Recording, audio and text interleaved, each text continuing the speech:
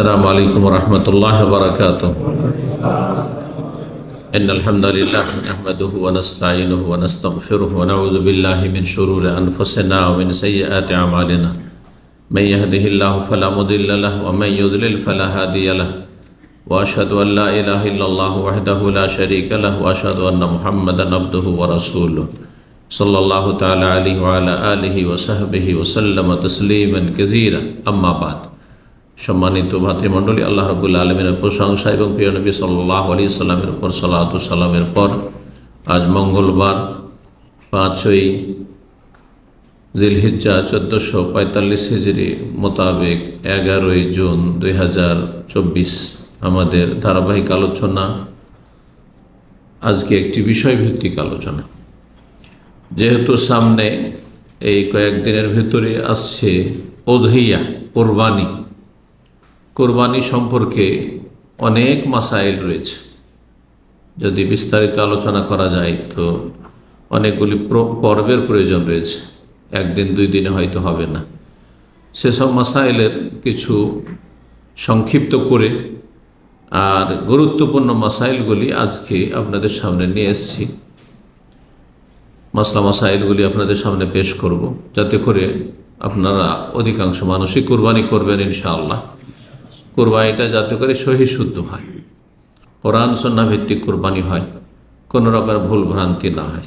যে কোনো ইবাদত বন্দেগী করার আগে সে সম্পর্কে জ্ঞান অর্জন করা ফরজ। এই বিষয়টি সব ক্ষেত্রে মনে রাখতে হবে। নামাজ পড়ার আগে নামাজ শিক্ষা ফরজ, রোজা রাখার আগে রোজা শিক্ষা ফরজ, জাকাত দেওয়ার আগে জাকাত শিক্ষা ফরজ, কোরবানি করার আগে কোরবানি শিক্ষা ফরজ। এই কথাটি অনেকের মনে থাকে না। কোরবানি করে দিল, হয়ে গেল, একরকম হইলেই হইল, মাসলা মাসাইল জানুক আর না জানুক। এই জন্য অনেকেরই কোরবানি কবুল হয় না বা আংশিক হয়। আল্লাহ রাব্বুল আলামিন আমাদেরকে কোরআন সুন্নাহ ভিত্তিক এলম, জ্ঞানের ভিত্তিতে আমল করার তৌফিক দান করেন। আগে এলেম, তারপরে আমল, তারপরে দাওয়াত, এই তিনটি স্তর। তো কোরবানিকে আরবিতে, যেটা বাড়ির কোরবানি আমরা সারা পৃথিবীতে মুসলিমরা করে থাকি, ঈদুল আজহার 10, 11, 12, 13 এই 4 দিন, সঠিক মত হচ্ছে 4 দিন। এটাও আর একটি মাসলা এখানে আলোচনায় চলে আসলো। তো আর হানাফি মযহাব বলছে 3 দিন শুধু, 12 তারিখ পর্যন্ত। তাদের কাছে 13 তারিখে কোরবানি জায়েজ নেই। তো নবী সাল্লাল্লাহু আলাইহি ওয়াসাল্লাম হাদিস রয়েছে আইয়ামে তাশরিক, জবাইয়ের দিন সবগুলি। আইয়ামে তাশরিক হচ্ছে 13 তারিখ পর্যন্ত। সুতরাং 4 দিন, অন্য আইম্মায়ে কেরামদের মতে 4 দিন কোরবানি। এই কোরবানিকে আরবি ভাষায় উযহিয়া বলা হয়। কি বলা হয়? উযহিয়া। আর এখান থেকে এই ঈদকে, এই উপলক্ষে যে ঈদ করা হয়, একে ঈদুল আজহা বলা হয়। ঈদুল আজহা, আর আমরা সেটাকে আজহা করি। এখানেও দদ আছে, তো আমরা আজহা পড়ছি, তাই না? বাংলা কি বলছি? ঈদুল আজহা না, ঈদুল আজহা। রমজানে জদ আছে, সেখানে রমজান বলছেন, সোজা রমজান বলছেন। কিন্তু সূরা ফাতিহা যখন ওয়ালাদ দল্লিন আছে, তখন দল্লিন পড়ছেন কেন? ওখানেও দদ, এখানেও দদ, সব জায়গায় তো দদ। তো হইলে একই রকম হবে। যদি ওখানে দল্লিন পড়েন তাহলে এখানে রমদান বলতে হবে, আর এখানে উযহিয়া বলতে হবে, ঠিক না? তো একই অক্ষর, দদ 3 জায়গায় তো বললাম, এইরকম আরও কিছু জায়গা আছে, ঠিক না? রোগীকে মরিজ বলছেন উর্দুওয়ালারা। মরিজ কেন বলছেন? মরিদ বলেন। হ্যাঁ, মরিদ কেন মরিদ বলছেন না? দদ। রোগ, মারাদ। হ্যাঁ, মারাজ, আমরা মারাজ উর্দুতে বলছেন মারাজ। আপনি যদি যান মারাজ বলবেন। তো ওখানে কেন মারাদ কেন বলেন না? মারদ মানে মর্দ, পুরুষ লোক হয়ে যাবে, দালের সাথে মিলে যাবে গিয়ে। তো এগুলো আমাদের দেশে খুব বাড়াবাড়ি আছে। সূরা ফাতিহাতে শুধু দল্লিন না জল্লিনের ঝগড়া, আর বাকি সব জায়গায় রমজান। হ্যাঁ, রমজান বলছেন। এদিকে উযহিয়া। আমার কিন্তু শুদ্ধ উচ্চারণ করার অভ্যাস, ওই জন্য উযহিয়া আসে না, ও ছেড়ে দিয়েছি, উযহিয়া বলছি। দও না আর যাও না। তো যাই হোক, এ হচ্ছে উজহিয়া। আর হাজি সাহেবরা যে কোরবানি করে ওই কোরবানি হচ্ছে হাদি। এই দুটোর পার্থক্য না বোঝার কারণে অনেক মাসলায় গিয়ে মানুষ ভুল করে ফেলে, ভুল সিদ্ধান্ত। যেমন আজকে একজন জিজ্ঞেস করছে বাংলাদেশ থেকে, যে হজ করতে এসছে একটা ফ্যামিলি, আর ওদের আত্মীয় আছে রিয়াজে, ওদের কাছে একটু টাকা পয়সা কম আছে, তো মনে করছে যে আমাদের আত্মীয়দেরকে বলে দেবো টাকা পাঠাপাঠি আর কত করবে, ওরা রিয়াজে আমাদের কোরবানিটা করে নেবে, আমাদের হজের কোরবানি করে নেবে। হবে? হাদির সম্পর্ক হচ্ছে স্থানের সাথে, অর্থাৎ হারামের ভিতরে হইতে হবে, স্থানের সাথে। সময় গোটা বছরে যে কোনো সময় হইতে পারে। হাদি হাজিদের হলে শুধু এই হজের সময়, আর ওমরাতে এসো নবী সাল্লাল্লাহু হাদি নিয়ে এসছেন। আর উজহিয়ার সম্পর্ক হচ্ছে কিসের সাথে? সময়ের সাথে, স্থানের সাথে নয়। সেটা হচ্ছে এই 4 দিনের মধ্যে হইতে হবে, 10 থেকে নিয়ে 13 তারিখ পর্যন্ত। এই স্থানের সাথে সম্পর্ক নেই। আমেরিকা তো কোরবানি উজহিয়া হচ্ছে, বাংলাদেশে হচ্ছে, সৌদিতে হচ্ছে, সারা পৃথিবীতে যে কোনো জায়গায়। তো উজহিয়া মানে কোরবানি, যেটা আমাদের বাংলা বা উর্দু ভাষায় কি বলা হচ্ছে? কোরবানি। আল্লাহর সান্নিধ্য লাভ উদ্দেশ্য থাকে, এই জন্য নাম হয়েছে কোরবানি। এই কোরবানির কথা আল্লাহ রাব্বুল আলামিন কোরআনে বর্ণনা করেছে, সেটা হাদির কোরবানি হোক হাজিদের, অথবা উজহিয়ার কোরবানি হোক, দুটোকে শামিল। সূরা হজের আয়াত নম্বর 28, আয়াত নম্বর 34 সূরা হজের, এইরকমই আয়াত নম্বর 36, 37, এই আয়াতগুলি সবগুলি এই কোরবানি সংক্রান্ত। কোরবানি সংক্রান্ত। মহান আল্লাহ বলছেন 28 নম্বর আয়াতে, ফাকুলু মিনহা, এই কোরবানির গোশত থেকে তোমরা হাদি হোক উজহিয়া হোক খাও। ওয়া আত'আমুল বাঈসাল ফাকির, অসহায় দরিদ্রদেরকে খাও। যারা অসহায় দরিদ্র গরিব মানুষ তাদেরকে খাও। তাদের নিজে খেতে বলেছেন আর অভাবীদের খাইতে বলেছেন। রব্বুল আলামিন সূরা হজ আয়াত 34 বলছে, ওয়ালিকুল্লি উম্মাতিন জাআলনা মানস, প্রত্যেক জাতির জন্য আমি মানসাক মানে কোরবানির বিধান দিয়েছি। নসক কোরবানির বিধান প্রত্যেক জাতিতে, প্রত্যেক উম্মতকে দিয়েছি। যেমন সিয়াম আগের উম্মতের উপর ফরজ ছিল, ওই রকম কোরবানির বিধান আগের উম্মতের উপর ছিল। লিয়াযকুরু ইসমাল্লাহ, যাতে করে আল্লাহর নাম তারা স্মরণ করতে পারে, আল্লাহর জিকির করতে পারে। আল্লাহর নাম জিকির আল্লাহর ইবাদত, বিসমিল্লাহ বলে জবাই করা। আলা মা রাযাকাহুম, যা তাদেরকে আমি দান করেছি, মিন বাহিমাতিল আনাম, গবাদি পশু থেকে। এই জন্য কোরবানি একটি মাসলা হচ্ছে, কোরবানি হবে গবাদি পশু থেকে, গৃহপালিত পশু। আর সেগুলি হচ্ছে শুধুমাত্র কি? শুধুমাত্র উট আর গরু আর তারপরে হচ্ছে গানাম।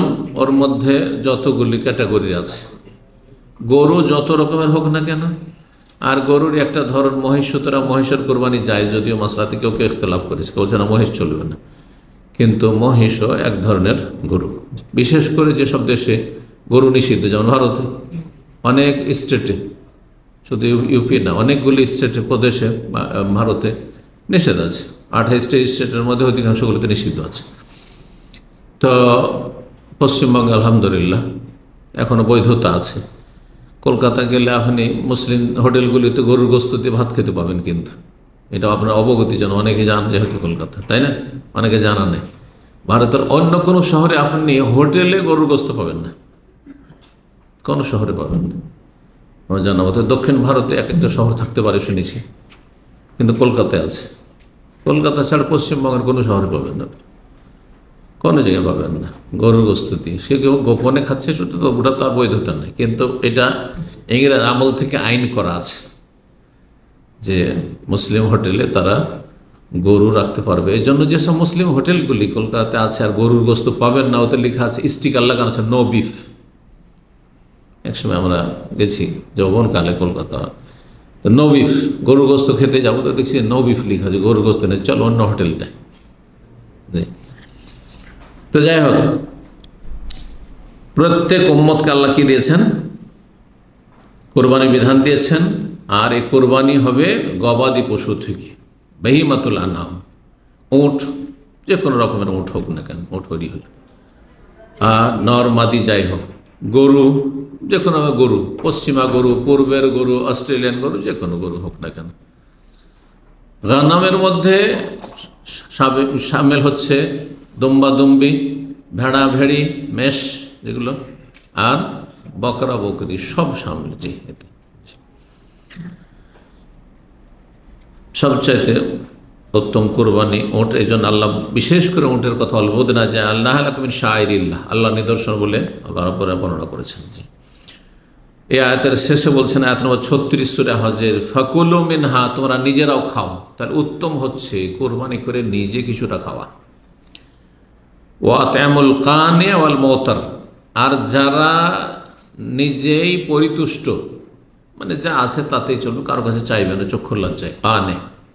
ওয়াল মুতার, আর যার তার কাছে চেয়ে বেড়ায়, অর্থাৎ ভিক্ষুক, অভাবের কারণে ভিক্ষা করে, তাদেরকে খাও, বা চাই যে কোরবানির গোস্ত দিয়ে আমাদের কোরবানি হয়নি, আর কেউ চাইবও না, সবাইকে খাও। অর্থাৎ আপনার আশেপাশের লোক, গ্রামের যারা অভাবী, চাক আর নাই চাক, আপনার খোঁজ রাখতে হবে যে কার কার কোরবানি হয়নি, তাদেরকে খাওয়া আল্লাহ বলেছেন। এখান থেকে নেওয়া যেতে পারে যারা সচ্ছল মানুষ কিন্তু আত্মীয় স্বজন, গ্রামবাসী, তাদেরকে খাওয়াইতে পারেন। অনেকে এই প্রশ্ন করেন যে যাদের কোরবানি হয়েছে তাদেরকে কোরবানি গোস্ত দিতে পারবো কিনা, দিতে পারেন, সমস্যা নেই। এটা হাদিয়া হিসাবে, উপঢৌকন। তাহা দাও তাহাব্বু, নবী সাল্লাল্লাহু আলাইহি ওয়াসাল্লাম বলেছেন যে তোমরা একে অপরকে গিফট দাও, উপহার দাও, উপঢৌকন দাও, এতে কি হবে, পরস্পর ভালোবাসা বৃদ্ধি পাবে। জি, ভালোবাসা বৃদ্ধি পাবে। তারপরে অনেক সময় আপনার গরু হয়েছে, আরেকজনের খাসি হয়েছে, যার খাসি হয়েছে তাকে গরু দিলেন, আর যার গরু হয়েছে সে খাসিওয়ালা খাসি গরু দিলেন, ইত্যাদি। এভাবে কোরবানিতে ইখলাস আবশ্যক, আল্লাহ সন্তুষ্টি যেন হইতে হবে। অধিকাংশ লোক গোস্ত খাওয়ার জন্য গোটা বছর, ছেলে মেয়েরা ভালো গোস্ত খেতে পায়নি, এখন কোরবানির সময় একটু গরু না করলে হয়, বা এখান থেকে গোস্ত না হইলে হয়, বাড়িতে খাসি না হইলে হয়। যারা খাসি পছন্দ করে খাসি, আর যারা গরু পছন্দ করে গরু, গোটা বছর তো খেতে পেলই না বাচ্চারা। গরিব মহলে এরকম একটা ধারণা আছে। তো আসলে মূল উদ্দেশ্য হচ্ছে গোস্ত খাওয়া।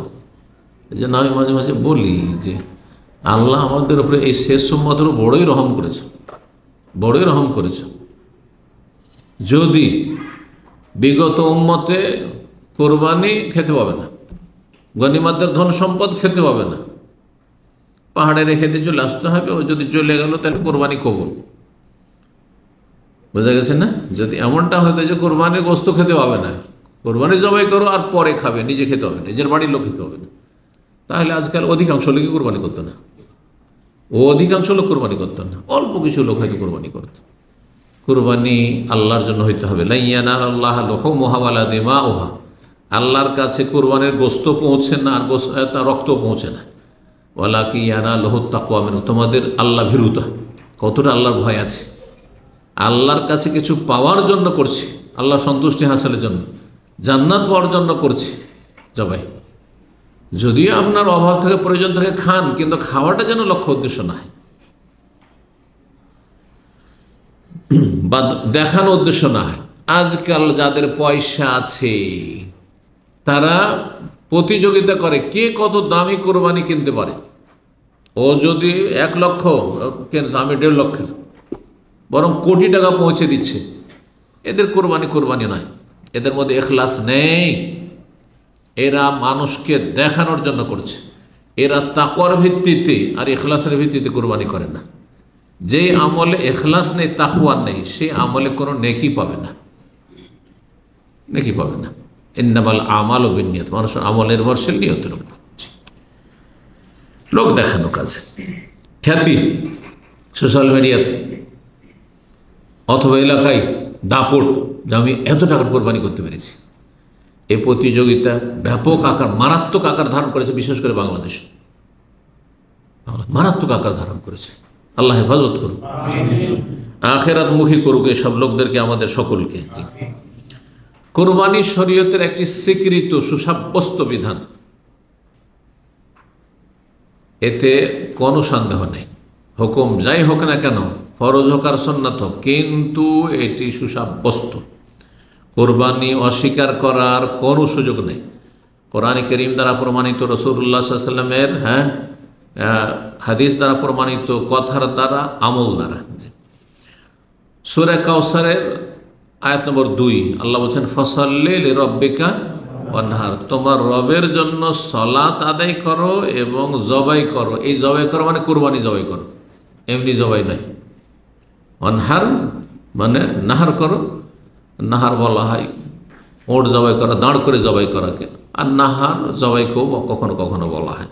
জি, ইবনে আব্বাস রাদিয়াল্লাহু তাআলা আনহু তাফসীর করেছেন যে নাহার হচ্ছে আন-নুসুক ওয়া যাবহু ইয়াউমুল আযহা, ঈদুল আজহার দিনে জবাই করাকে এখানে কোরআনের ভাষায় নাহার বলা হয়েছে। রবের জন্য সালাত পড়ো, দুটি তাফসীর, একটি হচ্ছে ঈদুল আজহার সালাত পড়ো, নামাজ পড়ে এসো, আর ওয়ানহার আর ঈদুল আজহার দিনে কুরবানি করো। তাহলে এই আয়াত ঈদুল আজহা সম্পর্কে নাযিল হয়েছে। আরেক দল বলছেন যে এটি শুধু ঈদের সালাতকে শামিল না, বরং ফরজ সুন্নত সালাতকে শামিল। ফসল্লি লিরাব্বিকা, তৌহিদ এবং ইখলাসের আল্লাহ শিক্ষা দিয়েছেন, তাগিদ করেছেন। তোমার সালাত নামাজ হবে কার জন্য? আল্লাহর জন্য, কারো ভয়ে নয়, কাউকে দেখানোর জন্য না। মেহমান এসছে, নামাজি হয়ে গেছে, হ্যাঁ, বাপ মা মরেছে, নামাজি হয়ে গেছে, হ্যাঁ, বাড়িতে একজন আলেম এসছেন, নামাজি হয়ে গেছে, শ্বশুর বাড়ি গেছে, নামাজি হয়ে গেছে, শ্বশুর বাড়িতে এসছেন, নামাজি হয়ে গেছে, না, অসৎ লোকের সম্পর্ক। আল্লাহ হেদায়েত দান করুন। রবের জন্য নামাজ পড়ো, ওয়ানহার, আর কোরবানিও করো, ওয়ানহার লিরাব্বিকা, এখানে উজ্জ আছে, ফসল্লি লিরাব্বিকা ওয়ানহার লিরাব্বিকা, রবের জন্য নামাজ পড়ো, রবের জন্য কোরবানি করো। জবাই তাহলে কার জন্য করতে হবে? আল্লাহর জন্য। সুতরাং যেমন অমুসলিমদের কোনো আস্তানাতে জবাই করা শিরক কুফর সবচেয়ে বড় অপরাধ, তেমনি মাজারে খাসি মোরগ জবাই করা সবচেয়ে বড় অপরাধ, শিরক কুফর। তারপরে ইসলাম আর টিকে না, মোরতাদ হয়ে যায়। যারা জন্মসূত্রে মুসলিম আর মাজারে খাসি মোরগ নিয়ে গেল, জবাই করলো, সে মোরতাদ হয়ে গেল, ইসলাম থেকে বহিষ্কৃত। ইসলামে তার সামান্য কোনো অংশ নেই। জি, গায়ের জোরে ইসলামে থাকা যায় না, আকীদা আমলের মাধ্যমে থাকতে হবে ইসলামে। তো কোরআনের আয়াত দ্বারা কোরবানি প্রমাণিত। এই আয়াত নবী সাল্লাল্লাহু আলাইহি ওয়াসাল্লামের হাদিস রয়েছে অনেক কোরবানি সম্পর্কে। তার মধ্যে আনাস রাদিয়াল্লাহু তাআলা আনহুর হাদিস সহিহ বুখারী মুসলিমে রয়েছে, জাহান নবী বিকাবশাইন আমলাহাইন, নবী সাল্লাল্লাহু আলাইহি ওয়াসাল্লাম দুটি দুম্বা কোরবানি করেছেন। দাহা মানে উযহিয়া করেছেন, কোরবানি করেছেন, বাড়ির কোরবানি। রং ছিল আমলাহাইন, সাদা কালো, সাদা কালো, আর কেউ বলেছেন ধূসর রং, ছায়ের রং, দুটোই তো ব্যাখ্যা করা হয়েছে, কিন্তু প্রসিদ্ধ এটি সাদা কালো রং। ফরাআইতু ওয়াদিআন কদমাহু আলা সাফাহিমা ইউসাম্মি বিসমিল্লাহ বলে ওয়া ইউকাব্বিরু আল্লাহু আকবার বলে জবাই, বিসমিল্লাহ আল্লাহু আকবার, আর নিজ হাতে জবাই করেছেন। নিজ হাতে জবাই করা তাহলে সুন্নাত, নবী সাল্লাল্লাহু আলাইহি ওয়াসাল্লাম জবাই করেছেন। নিজের কোরবানি নিজে জবাই করার চেষ্টা করবে। জি, যদি না পরে অপর হয় তখন কাউকে দেবে, দায়িত্ব দেবে। কিন্তু গ্রামের সব কোরবানি ওই মোল্লা করবে, ইমাম করবে, এটা বেদাতীদের আচরণ। আর এটা হচ্ছে অনুকরণ, ওই ব্রাহ্মণদের অনুকরণ, হিন্দুদের অনুকরণ, যে মন্দিরে ধর্মকর্ম করতে হলে ব্রাহ্মণ ধরতে হবে। আমরা শূদ্ররা, মানে যারা শূদ্র বা ক্ষত্রিয়, বৈষ্ণব, আরও 3টা জাতি, 4টি কাস্ট আছে না এতে হিন্দুদের মধ্যে, বলছে আমাদের অধিকার নেই যে মন্দিরে গিয়ে পূজা দেবো। কী করতে হবে? ব্রাহ্মণের মাধ্যমে পুজো পাঠ পৌঁছাইতে হবে। জি, মন্দিরে। এই ধারণা থেকে মনে হয় এইরকমই ধর্মকর্ম আমাদের দেশে। সুফিজমের তো মিল আছে না, পীর মুরিদের যে ধর্ম, আর আপনার হিন্দুইজমেও মিল আছে। জি, যেমন সুফিজমের মিল আছে শিয়া রাফিজিদের আকীদা আমলের সাথে, খুব সিমিলারিটি আছে, খুব মিল আছে। আল্লাহ হেফাজত করুন। এখন আমরা মাসলায় আলোচনা আসবো, যদিও কয়েকটি মাসলা আলোচনা করেছি, কিন্তু আমার পয়েন্টে মাত্র দ্বিতীয় পয়েন্টে আসলাম। একটা পয়েন্ট আলোচনা করে কোরবানি শরীয়তে সর্বস্বীকৃত সাব্যস্ত, আর 2 নম্বর কোরবানির বিধান কি, ফরজ, ওয়াজিব না সুন্নাত? হ্যাঁ, কে বলবে? ওয়াজিব। হ্যাঁ, সুন্নাতে মুআক্কাদা। মাশাআল্লাহ। একজন আবু হানিফা আর একজন হচ্ছে শাফি মালিক আহমদের। তো দুটো মত রয়েছে। অধিকাংশ ওলামারা বলছেন যে আন্নাহা সুন্নাতুল মুআক্কাদা, সুন্নত কিন্তু মুআক্কাদা। নবী সাল্লাল্লাহু আলাইহি ওয়াসাল্লাম 10 বছর থেকেছেন মদিনা, প্রতি বছর বাড়ির কুরবানি করেছেন। আকাবা রাসূলুল্লাহ বিল মাদিনাতি 10 সিনিন ইউদাহি, প্রতি বছর কুরবানি করেছেন।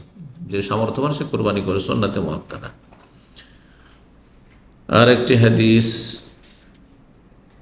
নবী সাল্লাল্লাহু আলাইহি ওয়াসাল্লাম বলছেন, ইজা দাখালাতিল আশর, যখন জিলহজ মাসের 10 দিন শুরু হবে, ওয়া আরাদা আহাদুকুম আন ইউদাহিয়া, তোমাদের কেউ কোরবানি করতে ইচ্ছুক, তাহলে বোঝাল ইচ্ছুক হলে, ওয়াজিব ফরজ নাই। ওয়াজিব ফরজ হলে ইচ্ছুক বলার অধিকার নেই, বলা যাবে? কেউ যদি তোমাদের নামাজ পড়তে ইচ্ছুক হয়, বলা যাবে নাকি? নামাজ ফরজ পড়তেই হবে, ঠিক না? তো নবী সাল্লাল্লাহু আলাইহি ওয়াসাল্লাম বলছেন, যখন জিলহজ মাসের 10 দিন শুরু হবে আর কেউ যদি কোরবানি করতে ইচ্ছুক হয়, মনস্থ করে, ফালাইয়ামাসসা মিন শারি বাশারি হিসায়ান, তাহলে নিজের পশম, চুল এবং চামড়া এসব থেকে কোনো কিছু স্পর্শ করবে না, কাটবে না। অন্য রিওয়ায়াত হচ্ছে আজফারি, নখ কাটবে না, মানে অপ্রয়োজনীয় যেগুলো শরীর সেগুলো কাটবে না। যেটা প্রয়োজনীয় রাখা জরুরি সেটা কাটা কোনো সময় জায়েজ নয়, হারাম, যেমন দাড়ি। সহিহ মুসলিম 5232 নম্বর হাদিস। এইটি কিসের দলিল? যে কোরবানির সুন্নাত ওয়াজিব নয়, কারণ নবী সাল্লাল্লাহু আলাইহি ওয়াসাল্লাম বলছেন ইচ্ছা যদি কারো থাকে। তারপর আবু বকর, ওমর রাদিয়াল্লাহু তাআলা আনহু থেকে সহিহ সূত্রে প্রমাণিত যে তারা কখনো কখনো কোরবানি করতেন না, কোনো কোনো বছর কোরবানি করতেন না। কি জন্য? মাখাফাত আইয়াতাকাদান নাস আন্নাহু ওয়াজিব, এই আশঙ্কায় যে লোকেরা যেন এটাকে ওয়াজিব না মনে করে, ওয়াজিব ফরজ না মনে করে, সেই জন্য তারা কোরবানি ছেড়ে দিতেন মাঝে মধ্যে, শিক্ষা দেওয়ার জন্য মানুষকে। কারণ একটা কাজ যদি নিয়মিত আদায় করেন তো মানুষ মনে করবে যে এটা ফরজ, এটা ফরজ। দ্বিতীয় মত হচ্ছে ইমাম আবু হানিফা এবং ইমাম উজাইর, তারা বলছেন যে সামর্থ্যবান ব্যক্তির জন্য কোরবানি ওয়াজিব, আন্নাহা ওয়াজিবাতুন আলাল কাদিরি, যে আর্থিক দিক থেকে সামর্থ্যবান, যে কোরবানি করা, খেয়ে দিয়ে সংসার চালিয়ে কোরবানি করার পয়সা আছে এই মাসে, তাহলে তার জন্য কোরবানি করা ওয়াজিব। এই মতটি সালাফি উলামাদের মধ্যে সৌদি আরবের বিখ্যাত, বরং বিশ্বের যে 3 জন অন্যতম আলেম তার একজন, ইমাম মুহাম্মদ বিন সালেহ উসাইমিন রাহিমাহুল্লাহ, এটিকে প্রাধান্য দিয়েছেন। বলেছেন যে কোরবানি করা ওয়াজিব, কোরবানি করা ওয়াজিব তিনি বলছেন, কিন্তু শাইখ ইবনে বাজ, আলবানী তারা ওয়াজিব বলেন। তাহলে মাসলা ইখতিলাফ রয়েছে। সঠিক মত এই ক্ষেত্রে, তাদের দলিল, তাদের একটি দলিল ইবনে মাজায় রয়েছে, মুসনাদ আহমদে রয়েছে, কিন্তু হাদিসটি মারফু, নবী সাল্লাল্লাহু আলাইহি ওয়াসাল্লাম থেকে সহিহ সূত্রে প্রমাণিত না, বরং মওকুফ, মানে সাহাবীর উক্তি। যদি নবী সাল্লাল্লাহু আলাইহি ওয়াসাল্লাম থেকে সহিহ সূত্রে প্রমাণিত হইতো তাহলে তো শক্ত দলিল কোরবানি ওয়াজিব হওয়ার। কি হাদিসে আছে, মান ওয়াজাদা সাআতান, কেউ যদি সচ্ছলতা অনুভব করে, আর্থিক দিক থেকে সচ্ছল, পয়সা আছে কোরবানি করার, কিসের জন্য? লা ইউদাহি, কোরবানি করার জন্য। ফালাম ইউদাহি, কিন্তু সে কোরবানি, অথচ কোরবানি করলো না, কোরবানি করতে পারবে তারপর কোরবানি করলো না। ফালা ইয়াকরবান্না মুসাল্লানা, তাহলে আমাদের ঈদগাহের কাছে যেন না আসে, আমাদের ঈদগাহের কাছে ঈদ পড়তে না আসে, তার মানে কোরবানি করা ওয়াজিব তাহলে। কিন্তু হাদিসটা যেমনটা বললাম যে হাদিস নবী সাল্লাল্লাহু আলাইহি ওয়াসাল্লাম থেকে প্রমাণিত নয়, বরং এটি সাহাবীর উক্তি। এই জন্য এই মতের দলিল তাহলে অত শক্তিশালী নয়। তারপরে ওলামারা বলছেন যে সঠিক মত হচ্ছে সুন্নাতে মুআক্কাদা, কারণ যারা ওয়াজিব বলেছে হয় দলিলগুলি জয়ীফ, আর না হলে নবী সাল্লাল্লাহু আলাইহি ওয়াসাল্লাম করেছেন, এইটা দিয়ে ওয়াজিব করা যায় না, ওয়াজিব সাব্যস্ত করা যায় না। জি, তবে যেই ব্যক্তি সামর্থ্যবান করতে পারবে তার জন্য এর গুরুত্বপূর্ণ একটি সুন্নত ছাড়া উচিত নয়, উচিত নয়। এতে অনেক নেকি, এক তো আল্লাহর ইবাদতবন্দি হইল, রক্ত প্রবাহিত করার মাধ্যমে, পশু জবাই করার মাধ্যমে, আল্লাহর জিকির, আল্লাহর নাম উচ্চারণ করা হলো, এটি আল্লাহর ইবাদত। তারপরে ছেলে মেয়েদেরকে নিয়ে একটু আনন্দ ফুর্তি করে খাওয়া হলো, এটাও মানুষকে খুশি করা, নিজের পরিবার, স্ত্রী, ছেলে মেয়েকে খুশি করে, এটাও নেকির কাজ। তারপরে এই ওসিলাতে গ্রামের অভাবী বা আত্মীয় স্বজন তাদেরকে গোশত খাওয়ানো হলো, এর মাধ্যমে মানুষের সাথে সম্প্রীতি, ভালোবাসা বাড়লো। তো বহুমুখী উপকারিতা রয়েছে, কোরবানিতে রয়েছে, যেসব হিকমতগুলি বর্ণনা করা হয়েছে। কোরবানি প্রতিটি পরিবারের জন্য শরীয়ত সম্মত। প্রতিটি পরিবারের পক্ষ থেকে কমপক্ষে একটি করে কোরবানি হবে, একটি করে কোরবানি সুন্নাতে মুআক্কাদা, আর যারা বলেছেন ওয়াজিব তো ওয়াজিব। হাদিস এই মর্মে, যদিও হাদিসটি দুর্বল কিন্তু প্রসিদ্ধ হাদিস, ইন্না আলা আহলে কুল্লে বাইতিন, ইন্না আলা আহলে কুল্লে বাইতিন ফি কুল্লে আমিন উদহিয়া। শোনো, প্রত্যেক পরিবারের পক্ষ থেকে প্রতি বছর একটি করে কোরবানি রয়েছে। প্রত্যেক পরিবারের পক্ষ থেকে, তাহলে একটি কোরবানি একটি পরিবারের পক্ষ থেকে যথেষ্ট। এই নয় যে একটা খাসি দিবেন, বলছে এটা এবছর আমার দিলাম, আর গত বছর দিয়েছি আমার স্ত্রীর পক্ষ থেকে, হ্যাঁ এবার আমার বড় ছেলের পক্ষ থেকে, তো আমার মেজো ছেলের ওই মেয়ের পক্ষ থেকে। এটা হানাফিরা করে কিন্তু না। একটি পশু একজন এবং তার পরিবারের সদস্য বলাও মেয়ে, ওলামারা বলছে 100 জনও যদি থাকে, ধরেন একজনের 4টা স্ত্রী আর ছেলে মেয়ে সব নিয়ে, এমনকি বৃদ্ধ বাবা মা যাদের আয় উপার্জন নেই, তার একসাথে খাওয়া দাওয়া করে 100 জনও যদি হয়, তো একটি পশু যথেষ্ট, একটি কোরবানি যথেষ্ট। সর্বনিম্ন তার সুন্নাতে মুআক্কাদা আদায় হয়ে গেছে। অতিরিক্ত যদি করে নফল, 2টা 4টা 5টা যদি করে সেটা নফল, মুস্তাহাব।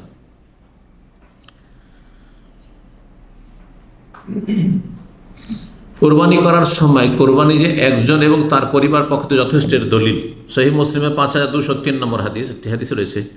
নবী সাল্লাল্লাহু আলাইহি ওয়াসাল্লাম যখন কোরবানি জবাই করতেন তখন বলতেন বিসমিল্লাহ, বিসমিল্লাহ আল্লাহু আকবার বলতেন, আর বলতেন আল্লাহ তাকাব্বাল মিন মুহাম্মাদিন, আল্লাহ এটি কবুল করো মুহাম্মদ সাল্লাল্লাহু আলাইহি ওয়াসাল্লামের পক্ষ থেকে, ও আলে মুহাম্মদ, মুহাম্মদ সাল্লাল্লাহু আলাইহি ওয়াসাল্লামের পরিবারের পক্ষ থেকে। গোটা পরিবার নয় স্ত্রী, জি। তাদের যদি সন্তান থাকে তো সন্তানের সাথে শামিল, কারণ পরিবারের মধ্যে স্ত্রী এবং সন্তানরা শামিল, সন্তান অমিন উম্মতে মোহাম্মদ, এবং মোহাম্মদ উম্মতের পক্ষ থেকে, মোহাম্মদ উম্মতের পক্ষ থেকে, পুরো উম্মতের পক্ষ থেকে। আর উম্মতের মধ্যে জীবিত মৃত সবাই আছে। আর এইভাবে সুন্নাত জীবিতর সাথে মৃতকে শামিল করা, শুধু মরার নামে কোরবানি, এটিও একটা তরিকা, হ্যাঁ, বিনা দলিলের তরিকা, যেটি খুব বহুল প্রচলিত হানাফি সমাজে। এই বছর আমার মরা বাবার নামে করলাম, এই বছর মরা মায়ের নামে করলাম, এই বছর দাদার নামে করলাম, এই বছর দাদির নামে করলাম, এই বছর নানার নামে নারীর নামে, এইসব চলতে আছে। কোনো প্রমাণ নেই, একটিও প্রমাণ নেই যে একটা গোটা ভাগ অথবা একটা গোটা খাসি বা উট নবী সাল্লাল্লাহু আলাইহি ওয়াসাল্লাম সাহাবীরা মৃতের নামে করেছেন, কোনো প্রমাণ নেই। তাহলে সুন্নত নাই, জায়েজ কিনা ইখতিলাফ আছে। একদল বলছেন না জায়েজ নাই, শুধু মৃতের নামে একটা ভাগ দেওয়া অথবা একটা খাসি দেওয়া বা একটা গরু দেওয়া জায়েজই নয় ওদের কাছে, কারণ প্রমাণ নেই। আর এক দল বলছে জায়েজ আছে। যারা জায়েজ আছে বলেছেন তারা 2 ভাগে বিভক্ত। একদম জায়েজ আছে কিন্তু সাদকা, আর সাদকা তুমি খেতে পাবে না, তাহলে পুরোটাই দান করো। আর এই ফতোয়া যদি চালু করা হয় তো মরার নামে কোরবানি করা সব বন্ধ হয়ে যাবে। আরে গোস্ত খেতে পাবো না তো কেন কোরবানি করবো, ঠিক না? ঠান্ডা হয়ে যাবে সব, বিনা দলিলে আমল করা ঠান্ডা হয়ে যাবে। আর এক দল বলছেন যে খেতে পারবে, বুঝছেন? সব এগুলো এই ফতোয়া তাদের, কিন্তু দলিল যেমন বলে যে নবী সাল্লাল্লাহু আলাইহি ওয়াসাল্লাম সাহাবা কেরাম থেকে শুধু মৃত ব্যক্তির নামে, হ্যাঁ, একটা ভাগ অথবা পশু আলাদা করে কোরবানি করে, এইটা অমুক মৃত আত্মীয়র নামে, এটা প্রমাণিত নয়, কোনো প্রমাণ নেই। দলিলে কি আছে? জীবিতর নামে তার সাথে মৃতকে শামিল করুন। আপনি আপনার স্ত্রী, ছেলে মেয়ে আর তার সাথে, হ্যাঁ, আল্লাহ আমার বাবা মা মারা গেছে, দাদা দাদি মারা গেছে, নানা নানি মারা গেছে, সবকে শামিল করলাম। আমার ভাই বোনেরা কেউ মারা গেছে, তাদেরকেও শামিল করলাম, সবকে শামিল করে, সমস্যা নেই। অমিন উম্মতে মোহাম্মদ, মোহাম্মদ সাল্লাল্লাহু উম্মত, কত উম্মত, যার মধ্যে কত কি কোরবানি করেছে, করেনি, মারা গেছে, অনেকে মারা গেছে, অনেকে জীবিত, সবার পক্ষ থেকে। তাহলে জীবিত মৃত সবার পক্ষ থেকে নবী সাল্লাল্লাহু আলাইহি ওয়াসাল্লাম কি করেছেন? একটি কোরবানি জবাই করেছেন। জি, এভাবে জায়েজ, এটাই সুন্নাত সম্মত। নিয়তটাকে যত প্রশস্ত করবেন তত নিয়ত গুণে বরকত, এটা আমাদের দেশীয় ভাষা। নিয়ত গুণে, মানে যেমন নিয়ত তেমন বরকত। আমি একাই নেকি নেব না, সবাইকে নেকিতে শামিল করবো, এই একটা কোরবানি করে, এটি সুন্নতের তরিকা। 4 নম্বর কোরবানির হেকমত। হেকমত মানে রহস্য, তত্ত্ব, গরজ কি, লাভ কি, অনেক হিকমত রয়েছে। তার দু একটি দিকে ইঙ্গিত করেছি। 1 নম্বর হচ্ছে আত্তাকাররুব ইলাল্লাহ তাআলা, কোরবানির মাধ্যমে আল্লাহ নৈকট্য অর্জন করা, সান্নিধ্য লাভ করা, আল্লাহর কাছাকাছি হওয়া। যত ইবাদত বন্দেগী করবেন বহুমুখী, তত বেশি আল্লাহর কাছাকাছি হবেন। 2 নম্বর হচ্ছে আল্লাহর গোলামির জন্য প্রশিক্ষণ নেওয়া। আল্লাহর উবুদিয়ত, গোলামি আমরা প্রতিটি ক্ষেত্রে করার চেষ্টা করব। দৈহিক ইবাদতের মাধ্যমে, তারপরে বাচনিক ইবাদতের মাধ্যমে, অন্তরের ইবাদতের মাধ্যমে, আর্থিক ইবাদতের মাধ্যমে, আল্লাহর নাম উচ্চারণ করার মাধ্যমে, হ্যাঁ, পশু জবাই করার মাধ্যমে, যেমন সাদকা, আর্থিক ইবাদত তো সাদকাও, কিন্তু সেখানে রক্ত প্রবাহিত করা হয় না, তাই না? কিন্তু এখানে কোরবানির পশুর রক্ত আল্লাহর সন্তুষ্টির জন্য প্রবাহিত করে আর আল্লাহর নাম উচ্চারণ করে আল্লাহর সান্নিধ্য লাভ করা। তো বহুমুখী ইবাদতের মাধ্যমে কি করা? আল্লাহর গোলামের জন্য তরবিয়ত নেওয়া। সূরা আন-নামের আয়াত নম্বর 162 রয়েছে, কুল হে নবী তুমি বলো, হে মুসলিম বলো, ইন্না সালাতি ওয়া নুসুকি ওয়া মাহইয়ায়া ওয়া মামাতি লিল্লাহি রাব্বিল আলামিন, নিশ্চয়ই আমার সালাত, আমার কোরবানি, আমার জীবন, আমার মরণ সব কার জন্য? আল্লাহর জন্য, সব কিছু আল্লাহর জন্য। সুতরাং আমি আমার এই যে পশু জবাই করব, এটা আল্লাহর জন্য, পশু জবাই করে আল্লাহ সান্নিধ্য লাভ করছি। 3য় হেকমত হচ্ছে আল্লাহর একত্বের ঘোষণা, তৌহিদের ঘোষণা এবং আল্লাহর নাম উচ্চারণ করা জবাইয়ের সময়। কার নাম উচ্চারণ করছেন? আল্লাহর। আর কার নাম উচ্চারণ করছেন না? কাফের গায়রুল্লাহ নাম উচ্চারণ করছে, কেউ খাজার নাম উচ্চারণ করছে, কেউ গৌসে আজমের নাম উচ্চারণ করছে, বড় পীরের নাম উচ্চারণ করছে, কেউ উচ্চারণ করছে আপনার দেবদেবীর নাম, আর আপনি উচ্চারণ বিসমিল্লাহ আল্লাহু আকবার, আল্লাহর নামে শুরু করছি। আল্লাহ সবচেয়ে বড়, আল্লাহ সবচেয়ে বড়।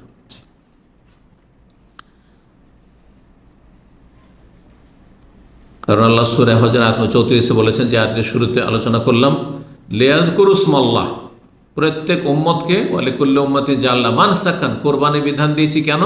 যাতে আল্লাহর নাম কি করে? উচ্চারণ করে। আল্লাহর নাম উচ্চারণ করার মাধ্যমে তাওহীদের ঘোষণা।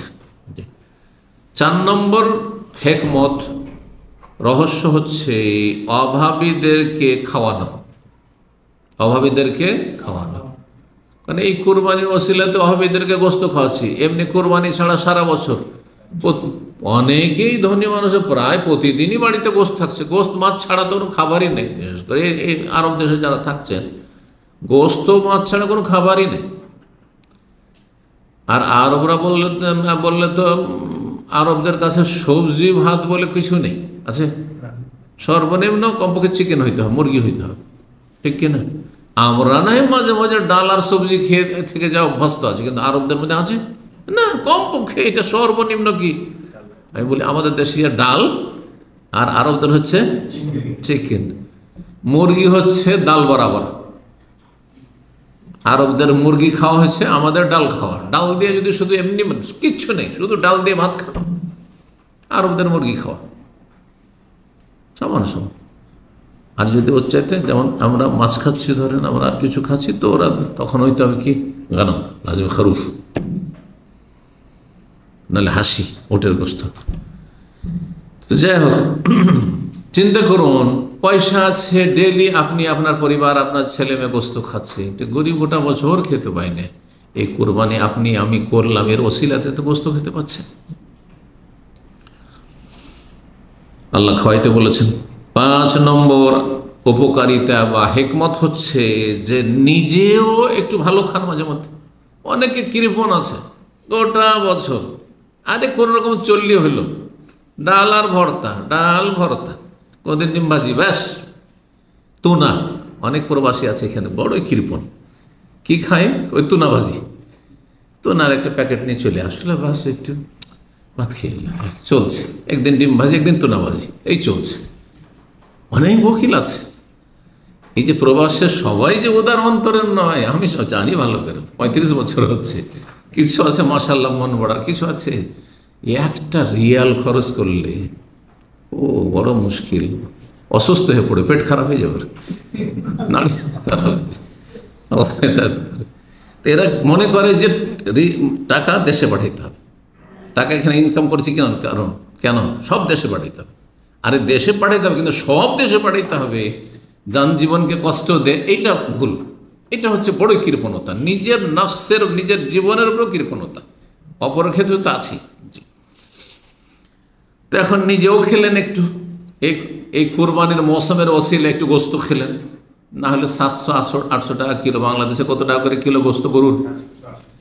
700-800, আর 700-800 করে গোস্ত কিনে খাবে না কৃপণ লোক, পয়সা থাকলেও খাবে না, ওই পোলট্রি খাচ্ছে খুব বেশি, আর না হলে ওই ডাল ভাত চলছে। আর মেলা রকম দেশে সবজির তো অভাব নেই, নিজের পরিবারকেও খাওয়াইলেন। জি, এটাও একটা ইবাদত, এটাও একটা নেকির কাজ। জি। 6 নম্বর হিকমত হচ্ছে আল্লাহর নিয়ামতের শুকরিয়া আদায় করা। আল্লাহ নিয়ামত দিয়েছেন, বহুমুখী নিয়ামত, তার মধ্যে একটি ধন সম্পদের নিয়ামত। সম্পদের নিয়ামতের শুকরিয়ার একটা দিক হচ্ছে যে কোরবানি করা। আল্লাহ পয়সা দিয়েছেন, অনেক আল্লাহ দেননি, এই যে নিয়ামত দিয়েছেন, কি শুকরিয়া? কোরবানি করার মধ্যে আল্লাহর শুকরিয়া জ্ঞাপন করছেন আপনি। জি। কোরবানির গোস্তের ভাগ বন্টন কেমন হবে? কারণ আল্লাহ খেতেও বলেছেন আর খাওয়াতেও বলেছেন। আমাদের 5 নম্বর পয়েন্ট আজকের। এই ক্ষেত্রে বিভিন্ন মত রয়েছে, নানা মত রয়েছে ফোকাহাদের, ওলামাদের। আব্দুল বিন আব্বাস রাদিয়াল্লাহু তাআলা আনহু থেকে একটি মত বর্ণিত হয়েছে যে 3 ভাগ করবে। এক হলো 16, 3 ভাগের 1 ভাগ খাবে, নিজের পরিবার খাবে। ওয়ায়ুত এবং মানারাদা 16, আর যারা যাকে ইচ্ছা, আত্মীয় স্বজন বন্ধু বান্ধব যাকে ইচ্ছা আপনি সচ্ছল লোকদেরকে খাওয়াবেন 1 ভাগ, 3 ভাগের 1 ভাগ। ওয়াতাসাদ্দাকু আল মাসাকিনা বিস-সুলুস, আর 3 ভাগের 1 ভাগ গরিব মিসকিনকে দান সাদকা করবেন। তাহলে 3 ভাগের 1 ভাগ গরিব অভাবীদের জন্য, 3 ভাগের বা আত্মীয় স্বজনদের জন্য, গ্রামবাসীর জন্য, আর 3 ভাগের 1 ভাগ হচ্ছে নিজের পরিবারের জন্য। এটি ইবনে আব্বাস রাদিয়াল্লাহু তাআলা আনহুতে বর্ণিত, নবী সাল্লাল্লাহু আলাইহি ওয়াসাল্লাম থেকে এমন কোনো বর্ণনা নেই। সেই জন্য এটাকে সুন্নত মনে করা আর এটাকে একবারে চূড়ান্ত এমন করা যে করতেই হবে, বরং যেখানে গ্রাম্য একটা কি আছে, ওই যে সর্দার মণ্ডলের সিস্টেম আছে আমাদের দেশে, ওতে আপনি কোরবানি জবাই করে পুরো গোস্ত বাড়িতে নিয়ে আসার অধিকারী রাখেন না। জামাত বলে, ওইটা গ্রামের জামাত বলে আমাদের অঞ্চলে। হ্যাঁ, সমাজ, আপনাদের সমাজ বলে, আমাদের দেশে জামাত বলে, সরদারি জামাত। ওই জামাতে জমা করে আসতে হয়। হানাফিদের মধ্যে এটা আরও বেশি রয়েছে, একবারে শক্তভাবে কড়াকড়িভাবে। আর আহলেদিসের মধ্যেও কিছু জায়গাতে আছে। কী করতে হবে? 3 ভাগের 1 ভাগ দিয়ে চলে আসতে হবে, বাকিটা নিয়ে আসেন আপনি। বাকিটা নিয়ে এসে তখন আপনি আপনার মতো খানার বিতরণ করেন। 1 ভাগ গরিব মিসকিন করবেন না, কি করবেন সেটা এরকম করে। কোনো দলিল নেই, কোনো দলিল নেই। এই জন্য এই ক্ষেত্রে সঠিক আমল হচ্ছে যেমন প্রয়োজন তেমন আপনার কাজ হবে। যদি দেখেন যে আমাদের গ্রামে এলাকায় গরিবের সংখ্যা বেশিটাই দান করে দেবেন। যদি দেখেন যে না গরিব বেশি নেই, আত্মীয় স্বজন আর গ্রামবাসী এরাই বেশি, বন্ধু মহল আমার বেশি, ওদেরকে বেশি খাওয়াইতে হবে, বেশিটাই খাওয়াই দেন, পুরোটাই খাওয়াতে সমস্যা নেই। অল্প স্বল্প কিছু রাখলেন বাড়িতে, গরিবও কম আর আত্মীয় স্বজন, বন্ধু বান্ধব মহল বেশি করে খাওয়াই দেন। আর যদি দেখে আমি নিজেই অভাবী, আমার পরিবার গোটা বছর গোস্ত খেতে পায় না, গ্রামের লোক তো সবাই মোটামুটি খাচ্ছে, সেই সব লোকগুলিকে আবার খাওয়াবার কী বা প্রয়োজন রয়েছে, তাহলে আপনি অধিকাংশটা আপনি আপনার পরিবারের জন্য রেখে নেন, কোনো অসুবিধা নেই, কোনো অসুবিধা নেই, সবটাই জায়েজ। أهلا وسهلا، حياك الله شيخ، أهلا في الدرس، جزاك الله خير، بارك الله فيك. السلام عليكم. 2 নম্বর মত হচ্ছে 2 ভাগ করবে। এক হলো নিসফা ইয়াতাসাদ্দাকু বিনিসফ, অর্ধেক খাবে এবং অর্ধেক দান খেরাত করবে। 3 নম্বর হচ্ছে যেটা বললাম, কোনটা বেশি শক্তিশালী বললাম, যখন যেমনটা প্রয়োজন, নিজেও খাবে, কিছু বড়কন দেবে, দান সাদকা করবে, যেমন ইচ্ছা তেমন করবে। যদি মনে হয় যে আমরা অভাবী, অনেক সময় এরকম হয়, গরিবের বাড়ি বিয়ে লেগেছে, এই কোরবানির গোস্ত বিতরণ করলে আবার গোস্তকে কি করতে হবে, খরিদ করতে হবে, আর না হলে ওকে গরু বা ছাগল খরিদ করতে হবে। কোথায় পাবে গরিব মানুষ? কোরবানির গোস্ত দিয়ে বিবাহ সারুক, কোনো অসুবিধা নেই। আমাদের দেশের মানুষরা সমালোচনা শুরু করে দিবে, আরে দেখো দেখো এই কোরবানির গোস্ত দিয়েও বিয়ে সেরে নিল, ভালো কাজ করেছে, গরিব মানুষ ভালো কাজ করেছে। পুরোটাই যদি রেখে নেয়, কারণ দেখছে সবার মোটামুটি কোরবানি হয়েছে, এদের দেওয়ার কি প্রয়োজন রয়েছে? আমি অভাবী মানুষ, আমার এই কোরবানি দিয়ে আমার যে প্রয়োজন তা সেরে, কোনো অসুবিধা নেই, কোনো অসুবিধা নেই। ইয়াফআলু মা ইয়াশা, যেমন ইচ্ছে তেমন করবে।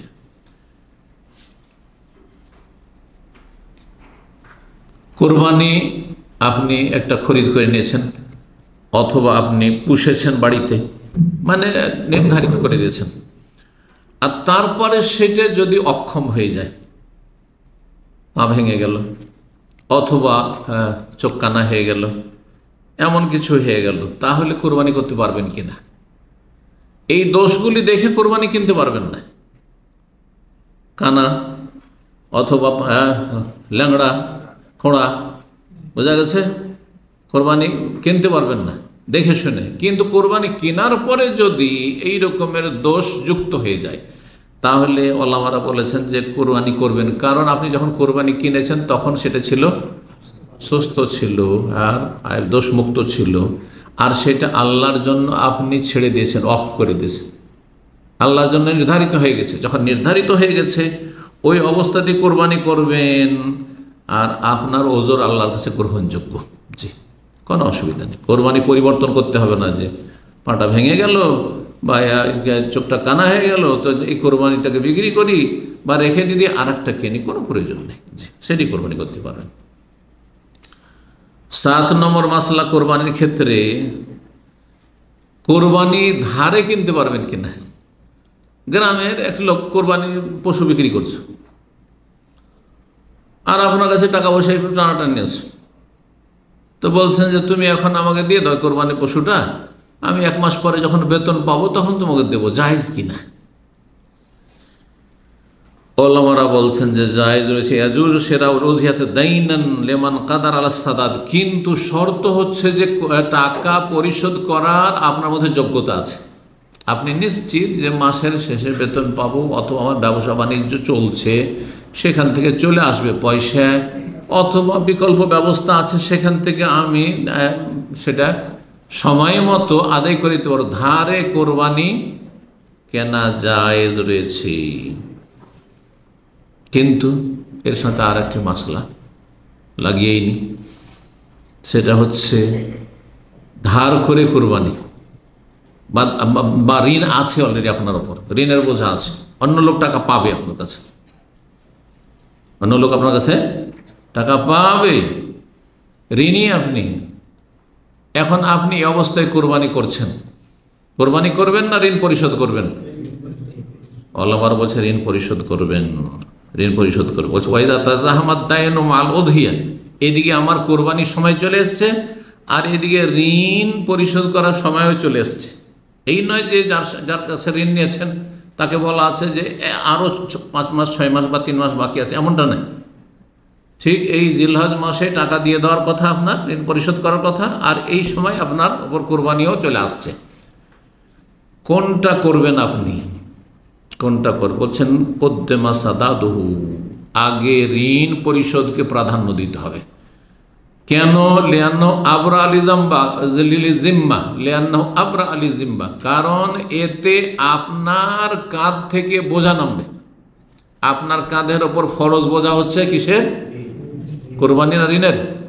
ঋণ, সেটা আগে নেমে যাবে। সেই জন্য দুটো যদি একই সাথে চলে আসে, কোরবানির মৌসুমও চলে এসছে আর ঋণ পরিশোধ করার সময়ও চলে এসছে, তাহলে আগে প্রাধান্য দিতে হবে কি? ঋণ পরিশোধ। ঋণ পরিশোধ করার পরে যদি কোরবানি করতে পারেন তাহলে ঠিক আছে, আর না হলে করবেন না। অন্যের পক্ষে থেকে কোরবানি করা যায় কিনা?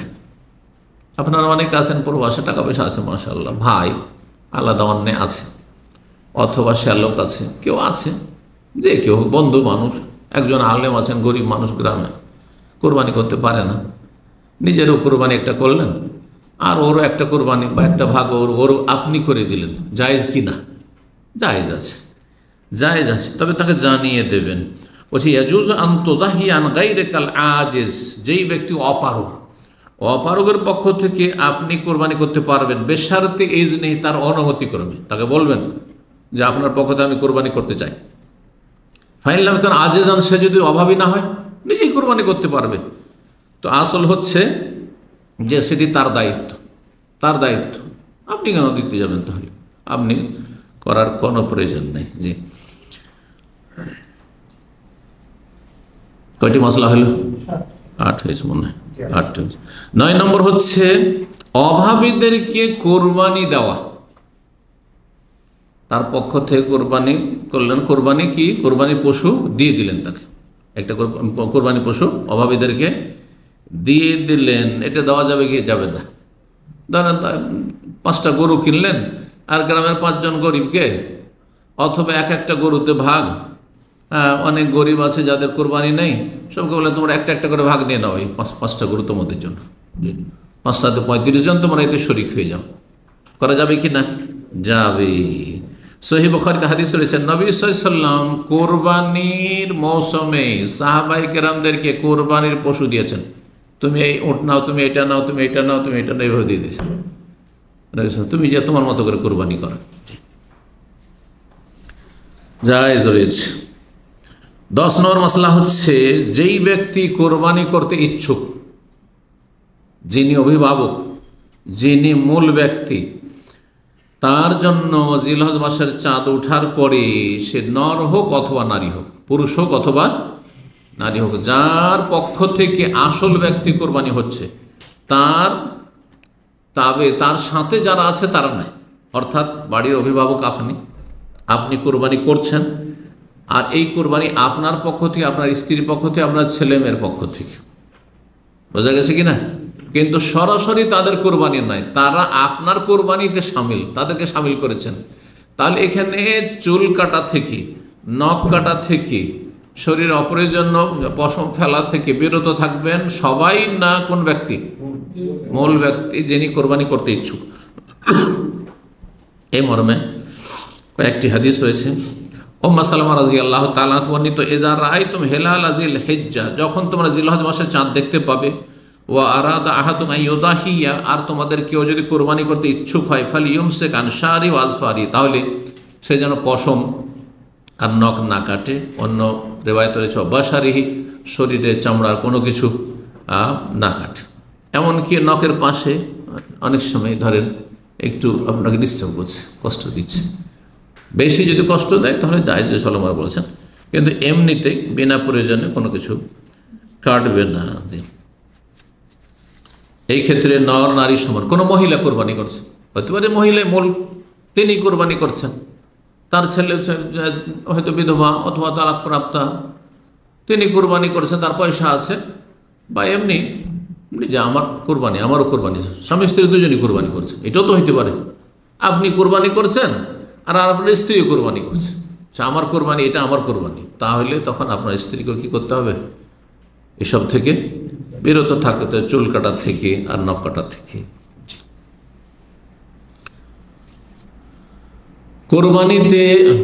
কোরবানির পশুগুলি সম্পর্কে আলোচনা করে দিয়েছি, তাই না? কোরবানির পশু হচ্ছে গবাদি পশু, বাহিমাতুল আনাম, আর গবাদি পশু হচ্ছে আল বাইর মানে উট, আর আল বাকার গরু, আর আল গানাম আর ছাগল।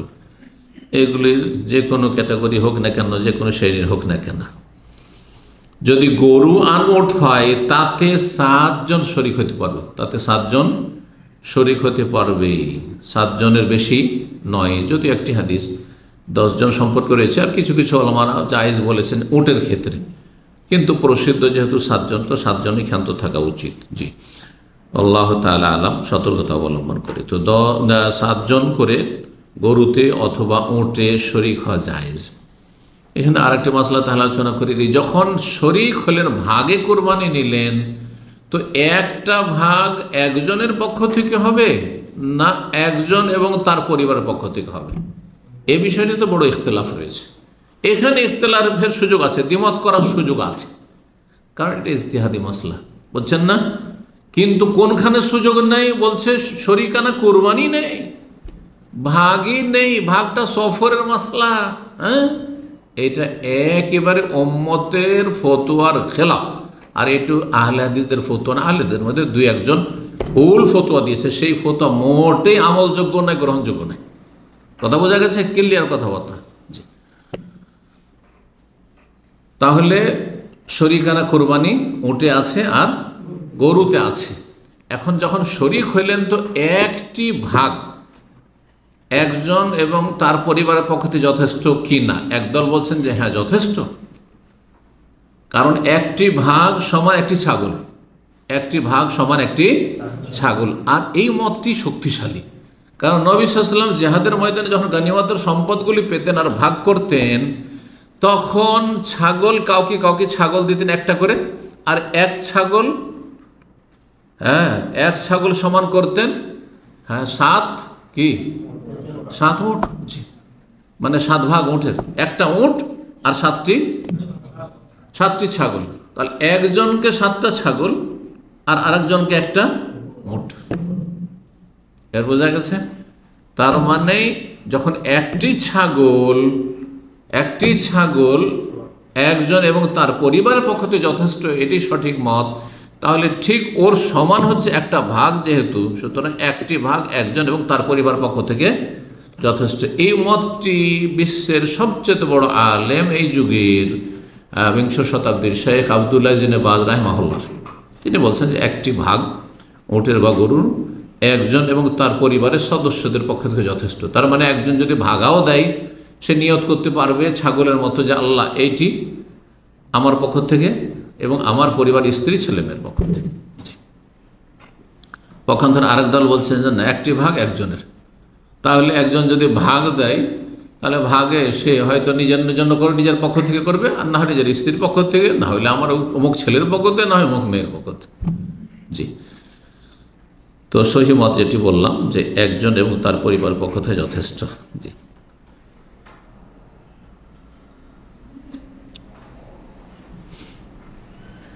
কয়টি মশলা আলোচনা হলো?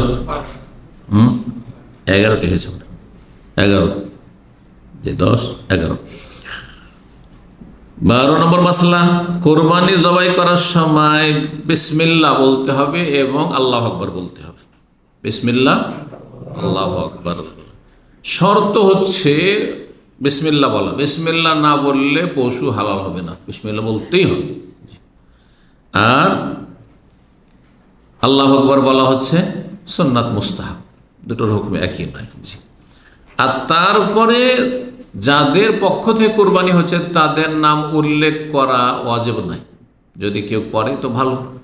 হ্যাঁ, যেমন একটি কোরবানির ক্ষেত্রে নবী সাল্লাল্লাহু আলাইহি ওয়াসাল্লাম আল্লাহুম্মা, হে আল্লাহ এটি তাকাব্বাল মিন্নি, আমার পক্ষ থেকে কবুল করো, আর হ্যাঁ মিন আলি মুহাম্মদ তাকাব্বাল মিন মুহাম্মদ ওয়া আলি মুহাম্মদ ওয়া মিন উম্মতে মুহাম্মদ। এই কোরবানিটি আমার পক্ষ থেকে, আমার পরিবারের পক্ষ থেকে, মুহাম্মাদের পরিবারের পক্ষ থেকে, আর মুহাম্মদ সাল্লাল্লাহু আলাইহি ওয়াসাল্লামের উম্মতের পক্ষ থেকে বলেছেন নবী সাল্লাল্লাহু আলাইহি ওয়াসাল্লাম। ঠিক ওই রকমই যদি 7 ভাগ থাকে, আল্লাহ তাকাব্বাল হাযা, এটি কবুল করো, মিন ফুলানিন ও ফুলানিন ও ফুলানিন ও ফুলানিন ও ফুলানিন ও ফুলানিন ও ফুলানিন, অমুক অমুক অমুকের পক্ষ থেকে বললে ভালো, কিন্তু বলা উচিত না। কিন্তু এখানে বাড়াবাড়ি করে হানাফিরা, নাম সব লিস্ট করে নিয়ে, মানে বাপের নাম সহ নাকি? আরে বাপরে বাপ, আল্লাহ জানেন না যে কার পক্ষ থেকে হচ্ছে? আল্লাহকে জানাইতে হবে। কোরআন একটি আয়াত রয়েছে, আল্লাহ বলছেন আতু আল্লেমুন আল্লাহ বিদীনিকুম, তোমরা তোমাদের দিন সম্পর্কে আল্লাহকে জানাইতে চাইছো, আল্লাহ জানে না। এই জন্য যারা বলছে যে নাওয়াইতু আন ওসাল্লি লিল্লাহি তাআলা সালাতাদ যোহরে, এটি যে বিদআত আর এটি কোরআন বিরোধী, এই আয়াত দলিল। আল্লাহ কি জানে না যে তুমি জোহরে দাঁড়িয়েছ? আল্লাহ কি জানে না যে তুমি ফরজ পড়তে দাঁড়াচ্ছ, এখন ফরজ শুরু করতে যাচ্ছ না সুন্নাত শুরু করতে যাচ্ছ? জানাইতে হবে যে আল্লাহ আমি নিয়ত করছি জোহরের নামাজ, আর আমি মুখ করে আছি কিবলার দিকে, আল্লাহ তোমাকে জানাচ্ছি। আর তারপরে 4 রাকাত মুতাওয়াজ্জিহাল কাবাতিশ শরীফাতি, আল্লাহু আকবার। কোথা দিয়ে পেলেন এসব বিদআত? বুঝা গেছে? আল্লাহ বলছেন আতু আল্লেমুন আল্লাহ বিদীনিকুম, তোমাদের দিন ধর্ম সম্পর্কে আল্লাহকে জানাইতে চাও, আল্লাহ জানে না, খবর রাখে না।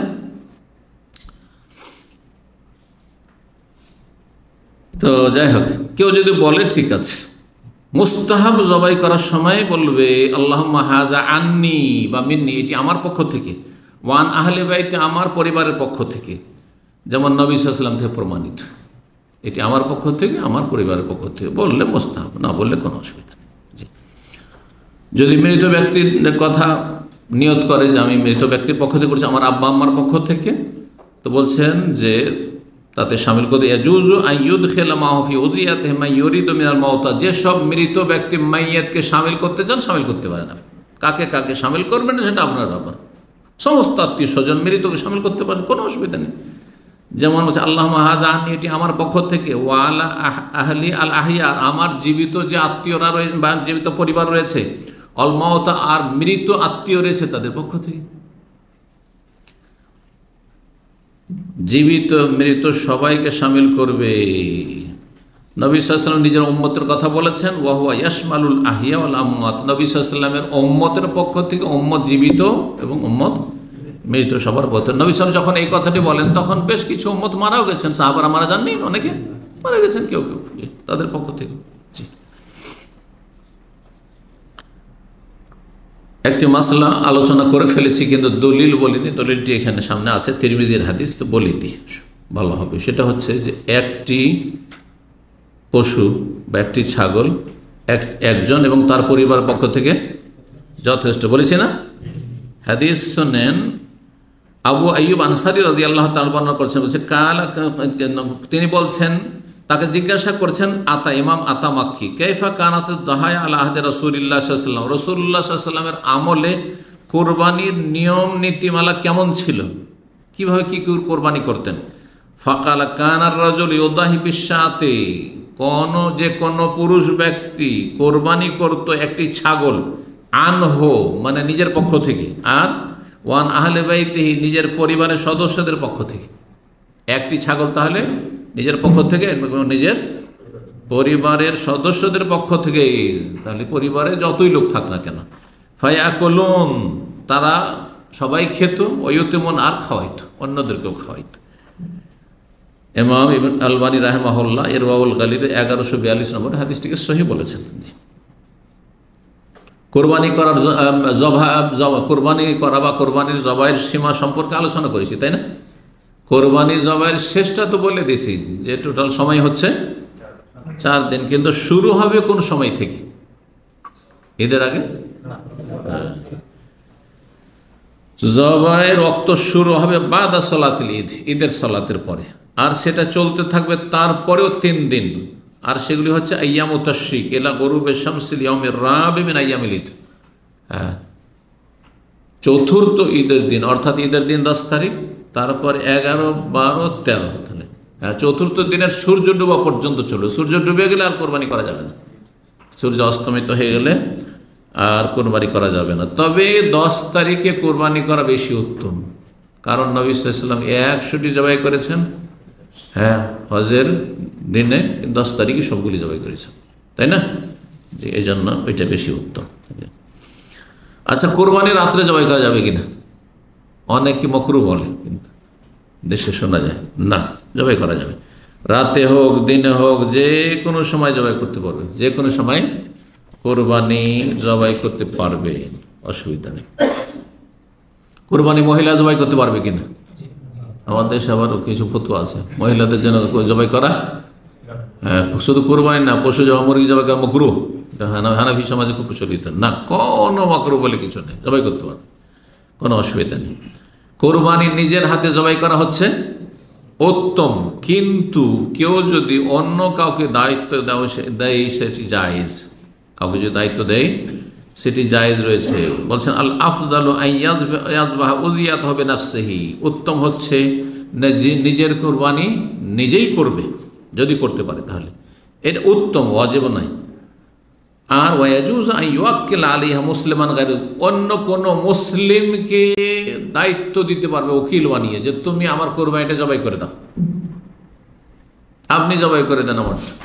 আমি গেলাম না, আমার ছেলেকে বললাম অথবা কাউকে বললাম, কোনো আমাদের দিন ছাত্রদেরকে বললাম যে আমি আমার কোরবানিটা আপনি জবাই করে নিয়ে চলে আসেন, জায়েজ আছে। তবে আমি যদি নিজে করি তো বেশি উত্তম এটি। শর্ত হচ্ছে কি, মুসলিম হইতে হবে। আপনি স্যালেটার হাউসেও যদি জবাই করেন, কিন্তু যে জবাই করেছে সে মুসলিম যেন হয়, আর সেই ব্যক্তি মুসলিম হওয়ার জন্য বড় শিরক মুক্ত আর মাজারপন্থী না হয়, কুফরি আকীদা বিশ্বাসী না হয়। এই জন্য শিয়াদেরকে দিয়ে জবাই করানো জায়েজ নয়, এইরকম বেরেলবিকে দিয়ে জবাই করানো, মাজার পূজারীকে দিয়ে জবাই করা জায়েজ নয়, এইরকম বেনামাজিকে দিয়ে জবাই করানো জায়েজ নয়। অনেক সময় এই সাহস, গরু জবাই করতে হবে, আমার অত সাহস নেই, বেনামাজিকে দিয়ে দিলেন আপনি জবাই করতেন, না, মোটেই জায়েজ নয় বেনামাজিকে দিয়ে কোরবানি জবাই করানো। কারণ বেনামাজি সঠিক মতে বড় কাফের হয়ে যায়, যে একেবারে নামাজ পড়ে না, তো নিঃসন্দেহে কাফের। জি, আল্লাহ হেফাজত করুন। কোনো কাফের যদি জবাই করে, অমুসলিম জবাই করে, হ্যাঁ চলবে না? চলবে না, জায়েজ না। মুসলিম জবাই করতে হবে। কোরবানি জবাই করবে মুসলিম জবাই করবে। দেখেন, এমনি যদি ইহুদি খ্রিস্টান আহলে কিতাব জবাই করে এমনি পশু, তো তার গোস্ত খেতে পারবেন, কিন্তু কোরবানি জবাই করার ক্ষেত্রে আপনি ইহুদি নাসারাকে জবাই করলে হবে না, আপনাকে জবাই করে খেতে হবে। উযহিয়াতু তারিকিস সালাহ, সর্বশেষ মাসলা, প্রায় 20টার মতো বয়ান করা হয়ে গেছে। যেই ব্যক্তি বেনামাজি, নামাজ পড়েন না, তার কোরবানি হবে? বেনামাজি তো বড় কুফরি করলো, তাহলে যখন সে ব্যক্তি বড় কুফরি, তারই কোনো আমল কবুল হয়নি, তার নিজের কোরবানি কবুল হবে না। কোরবানি কবুল হবে না তো আপনার কোরবানি করবে, জবাই করবে কেন? আর ওটাই কেন কবুল হবে? জি, তো বলছে তারিকুস সালাত লা তাহিল্লু যাবিয়াতু ওয়ালা তুকাল, যে ব্যক্তি সালাত ত্যাগকারী নাম বেনামাজি, তার জবাই করা খাওয়া হালাল নয়। কেন? সঠিক মত হচ্ছে যে তারিকুস সালাত হচ্ছে কাফের, অস্বীকার করলে সবার কাছে কাফের, আর যদি অবহেলা করে, আর এক অক্তও পড়ে না, বা এক আধ অক্ত কখনো পড়ছে, তাহলে কাফের। অধিকাংশ সময় পড়ছে, মাঝে মধ্যে গাফিলতি হয়তো, সেই ক্ষেত্রে বড় দ্বিমত রয়েছে। এই ক্ষেত্রে অধিকাংশ ওলামারা বলছেন তা কাফের বলা যাবে না। ধরে 4 অক্তই পড়ছে, কিন্তু ফজরে গাফিলতি, ফাসেক, কাফের বলা যাবে না। আর আরেক দল বলছেন না, যখনই ছাড়বে তখনই কাফের হয়ে যাবে। যাই হোক, কুফরির মানে ঝুঁকি আছে, তার জন্য কুফরির ঝুঁকি আছে, হতে পারে সে কুফরির ওপর তার মরণ হয়ে যেতে পারে। আল্লাহ হেফাজত করুন, 5 ওয়াক্ত সালাতের হেফাজতে তৌফিক দান করুন। জাযাকুমুল্লাহ খাইরান। ওয়া সাল্লাল্লাহু আলা নবিয়িনা মুহাম্মদ ওয়া আলা আলিহি ওয়া সাহবিহি আজমাইন।